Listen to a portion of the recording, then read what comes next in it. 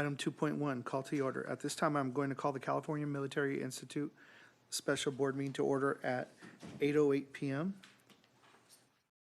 I'm going to ask for... We just closed the last one, 8:08, I think it 8:09. So at this time, I'm going to call the California Military Institute Special Board Meeting to order at 8:09 p.m. I'm going to ask for a roll call to determine a quorum. Trustee Nelson. Here. Trustee Vallejo. Here. Trustee Stafford.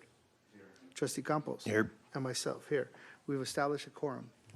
Item 3.1, invitation to address the Board of Trustees on non-agendized items. Are there any public comments? No public comments this evening. Thank you. Item 4.1, curriculum. Public hearing for the California Military Institute Local Control Accountability. Sorry, it's cut off right here. Plan and annual update for 2024-25. Do I have a motion to open the public hearing to receive comments regarding the California Military Institute's Local Control Accountability Plan and annual update for 2024-25? Is there a motion? So moved. Thank you. The public hearing regarding the California Military Institute Local Control Accountability Plan and annual update for 2024-25 is now open at 8:10 p.m. Educational Services will provide a presentation at this time.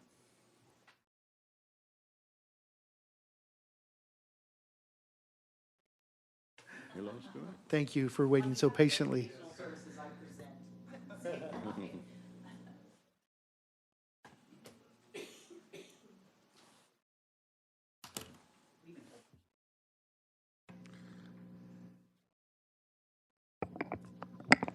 Well, good evening, President Garcia, amazing board members, Superintendent Bennett, and Cabinet.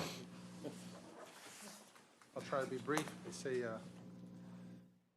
every time I approach you guys here, it feels like the American Idol, and except I assure you, nobody wants to hear me sing at this hour, so I try and be.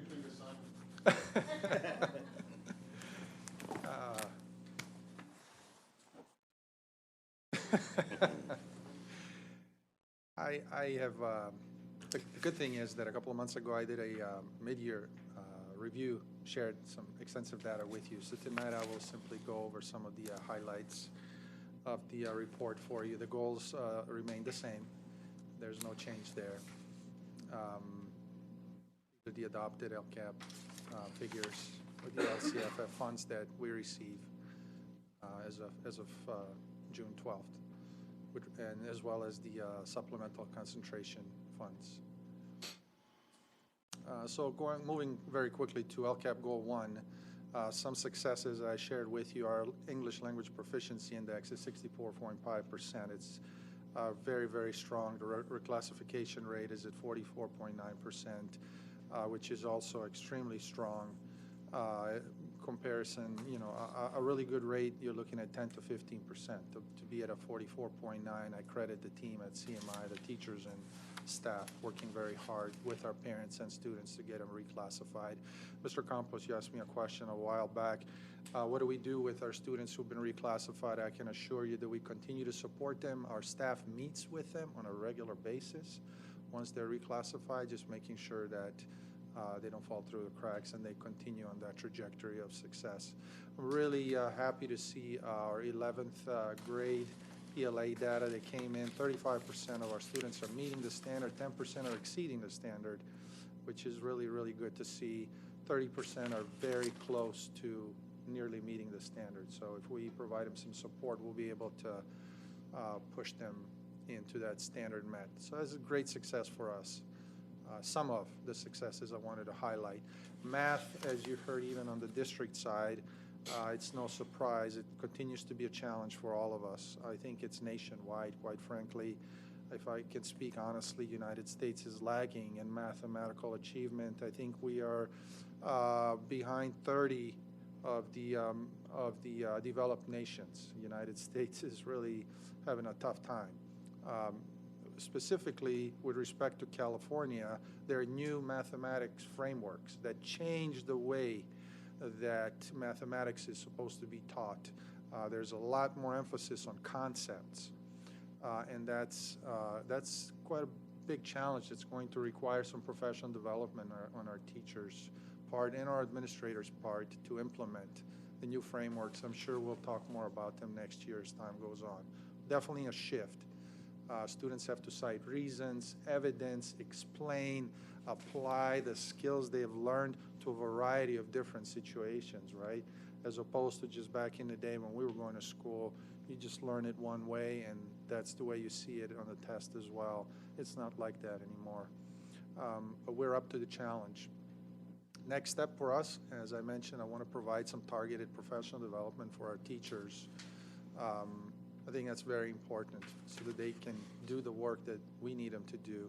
We're continuing to strengthen our professional learning communities. I shared with you, CMI is leading the charge there. We've applied for Promising Practices School through Solution Tree. They love the work that we're doing. Some of our teachers are actually going to come over summer to do some collaborative work. They're volunteering to do that. They'll be paid to do that, but they're doing calibration, math and English coming together to do this important work. Moving on, these are just Goal 1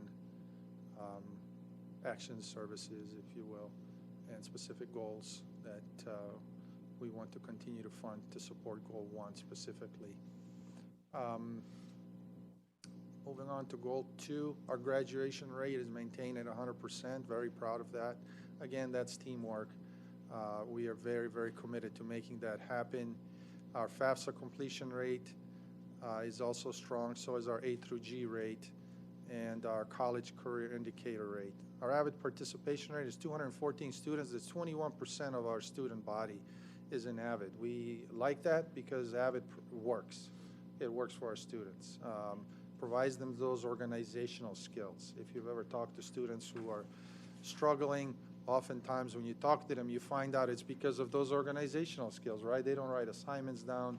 They don't know always how to keep track of what's due when and how to study. And so AVID is a fantastic program on site that teaches them how to do that.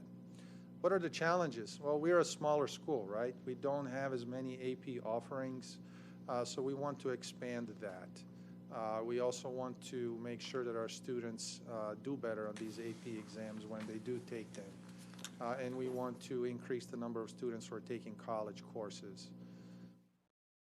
So what are the next steps? One of the strategies that we're looking at is I am working with the team to introduce AP Capstone Pathway at CMI. It's something I introduced at Patriot High School in Jurupa Valley when I worked there.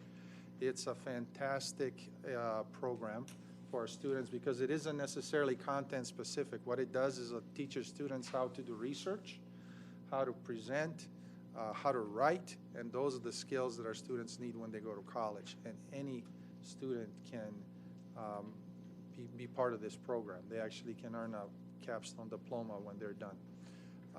And we also want to provide more support to them so they do better on the AP exams.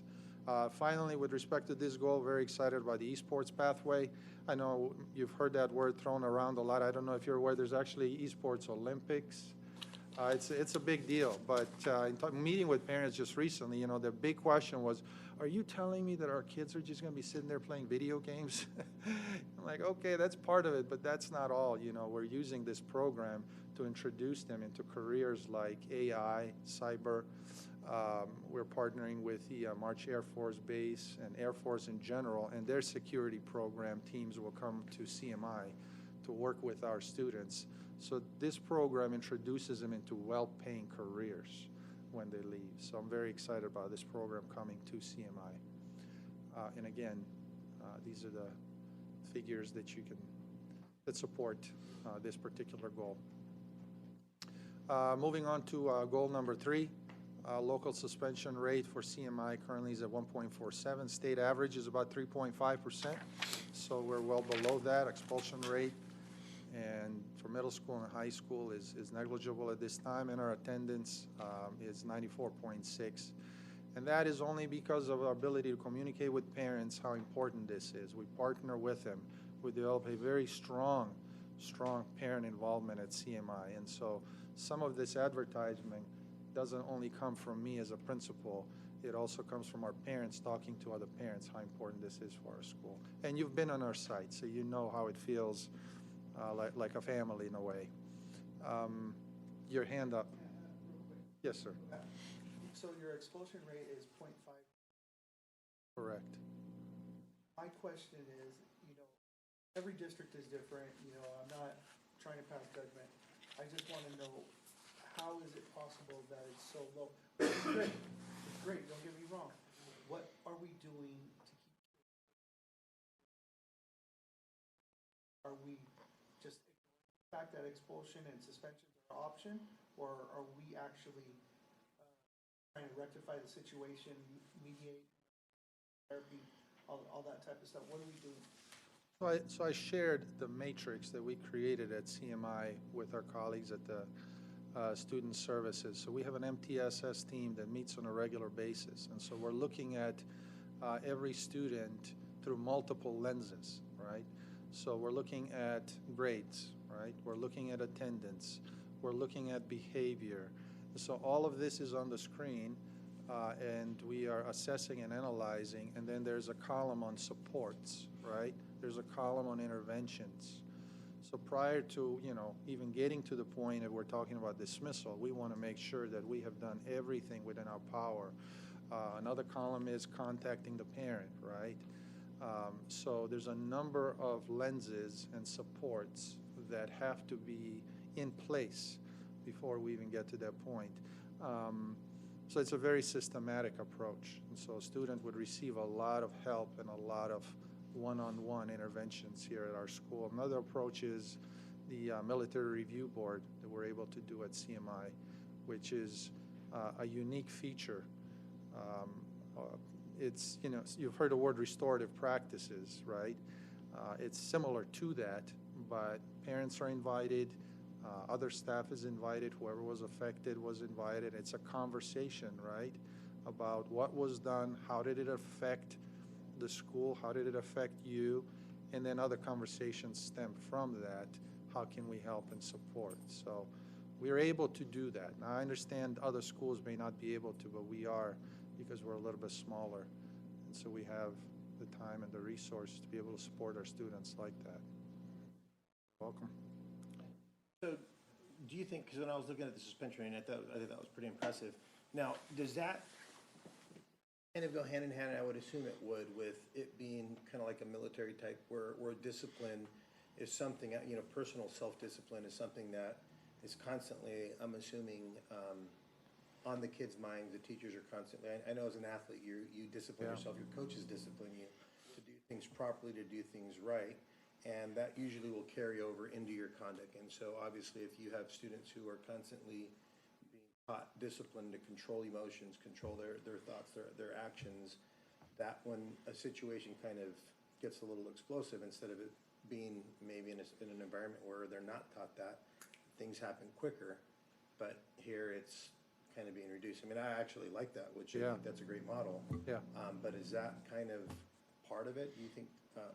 I think you alluded to something earlier. You talked about engagement, at least student engagement. I heard you talking about that a lot. I think if you came to CMI and you saw our formation at 8 in the morning, and to see 1,000 students standing together, saluting the flag, standing in formation together, listening to announcements, talking about service, integrity, respect, these are those interventions, if you will, that happen on a daily basis that, you don't always have at other schools. But it inculcates into the students this idea that this is a different place and the expectations are different, and I'm part of something bigger than myself. And I want to support whatever it is that I'm a part of, So kids understand that. We talk about service, integrity, respect on every single morning when they're out there in formation. Their leaders come up, right? Student leaders come up. Students are leading this. It isn't just students, staff and administrators. If you watch us, it's really the students who are leading this and talking to their peers. There's something powerful. I can tell my son whatever I want, but if a peer tells him something, all of a sudden he listens, right? So the same thing happens at CMI. Yeah. I blurted it out, so. Sorry, go ahead. Themselves. Yes, exactly, I like that. exactly. Sorry. No, thank you. One of the challenges is that we have been able to reduce our absenteeism, chronic absenteeism rate from 20 to 15%, 15.6. Would love to see that go down to below 10%. Next steps. So I just want to continue to follow the system that we're currently utilizing. We love meeting with our families one-on-one to better understand what challenges they have. Oftentimes you sit down with families and you find out that there's a slew of challenges and barriers to why they, for example, can't attend school on a regular basis. And so we very much want to continue in this vein for our students. And these are the amounts that we're looking to allocate to support this goal for next year. Button here. Okay, last goal, last but not least, parent participation is just amazing at CMI, and I'm not saying that lightly. I've been at other schools where it's truly a challenge, and I know it's not easy, specifically as you progress through grades. It's harder to get parents to come. I totally understand that. But I just wanted to show you figures for comparison. Back in 2020, 21, you know, we're at about 10,000, and then now we're at about 17,000. Parents are attending all kinds of different workshops, you know, about vaping, about how to effectively use your, help your child with the cell phone, about all kinds of different issues. We're reading books together about how, you know, 5 love languages of a teenager. If you come to CMI, there's always something going on. Infinite Campus was a big goal of mine. You know, my parents came here, they didn't know anything, you know, and so they didn't speak the language either.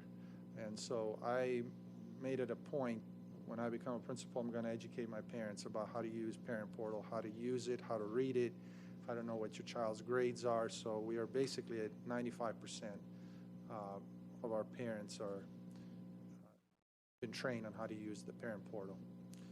Finally, the challenge. What's the challenge? It's not necessarily a challenge. It's a good challenge. Both our staff and parents agree that, hey, we want to spend more time together talking about student progress, learning more about how to support you in the classroom. So we're looking to find time, more time where our teachers and parents can talk, get together and talk. So that's a good problem to have. Next steps, we just want to continue to work through our parent liaison, school, and staff to provide more opportunities for this type of dialogue to take place. And this is the funding allocated for this particular budget.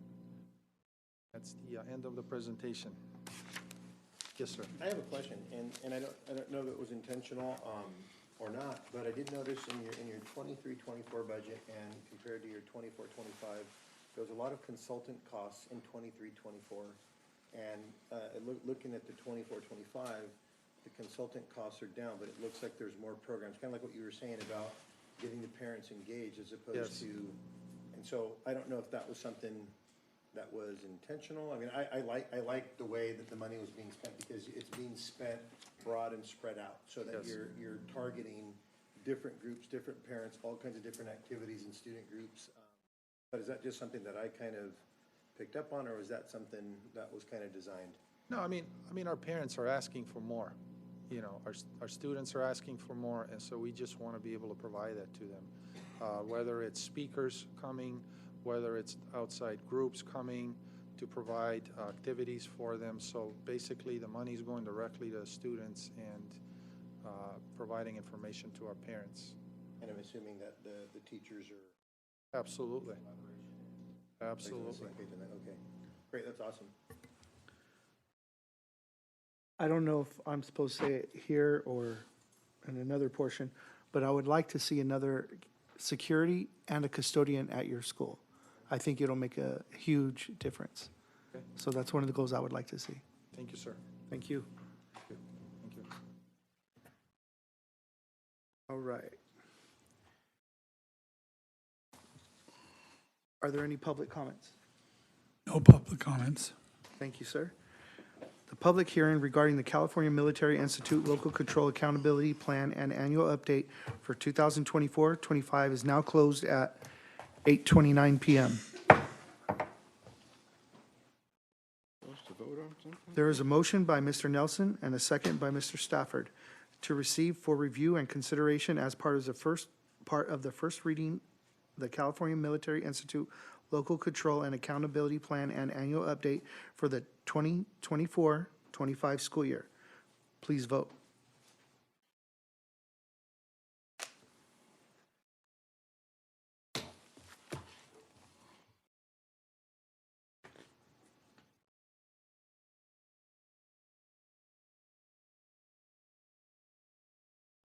Item 4.1 is a 5-0 vote.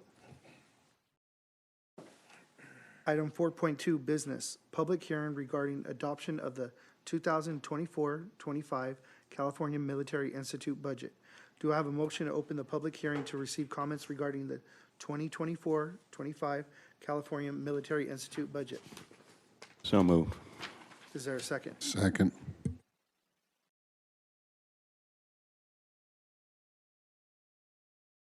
The public hearing regarding the 2024-25 California Military Institute budget is now open at 8:30 PM.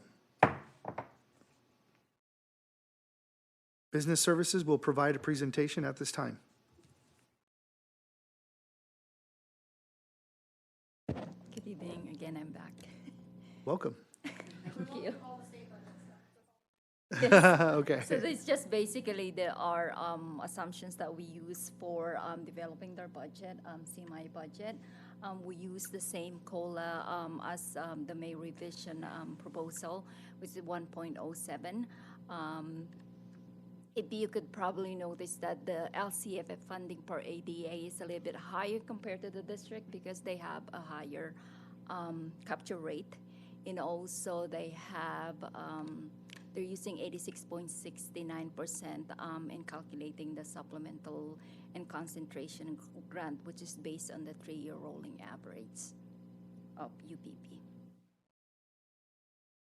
So for our budget assumptions, in this slide, you could see the enrollment beginning 24-25 in the 2 out years.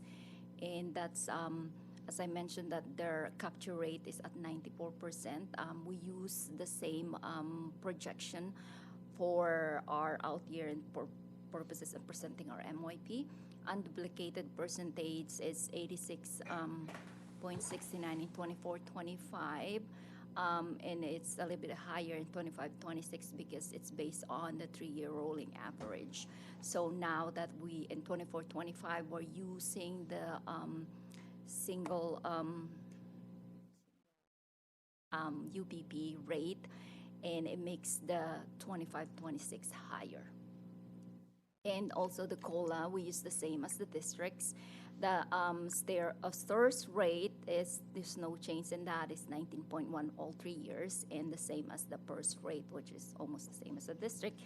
27.05 we use in developing the budget in 24-25. So this is the MYP for the multi-year projections for CMI. For estimated actuals, these are what we estimated they're gonna be at the end of the year, though there's gonna be some adjustment also based on the actual expenditures in revenue when we close the books. And that for 24-25, there's gonna be, the revenue will change a little bit because there's some one-time dollar unrestricted. This is a combination, actually this MYP is a combination of the unrestricted and restricted resources. So there are some one-time revenue, one-time funding that's gonna expire, or they will expend by in 24-25, that you see that there's a decrease in revenue. There's also a corresponding decrease in expenditures because of those revenues that's gonna go in that year. And the same as in 25, 26, there's some reduction in revenue also, and not really a reduction in revenue because it's based on the enrollment and projected capture rate. And that's gonna be their expenditures on those years. So but still, we could see that there is still a structural deficit in each year because it's affected by those one-time revenue that's been scheduled to be expended in those years. And you could see in the slide the ending fund balance in all those years, and the district requires them to have a 5% reserve. That's not a state requirement, it's just the district, right? The district requires. Requirement is actually 0. Yeah. Not a good plan. So we require them to have a 5% reserve. So the same as the next step, the board will open public hearing to receive input for the CMI budget. The final budget and for approval will be presented on June 12 board meeting. And the CMI adopted budget and the LCAP will be reviewed by our COE. They look at that, and if there's any changes in that we need to make for 45-day budget, then we will do that once we have that information. That would be for CMI. Okay. One question, a couple slides back, I just didn't write down the number on the spending from 9 to 12. Oh, which one? Which? Oh, there This was one? 17,187, okay, thank you. Yes, which is a little bit higher. Yeah. Mhm. Right, right. Right, or no, yeah, that's what I meant. But yeah, no, I apologize. Yeah. Any other questions? Thank you very much. Thank you. The public hearing regarding the 2024-25 California Military Institute budget is now closed at 8:36 PM.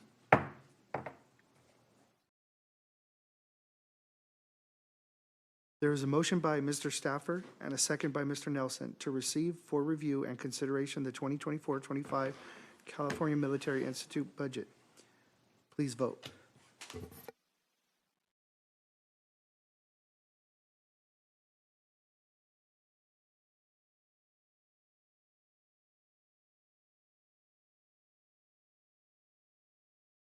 Item 4.2 passes 5-0.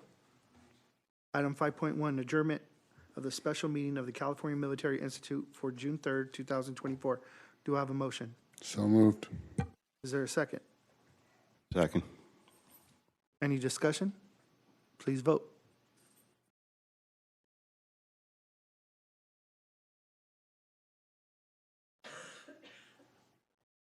Item 5.1 passes 5-0. This meeting is adjourned at 8:37 PM.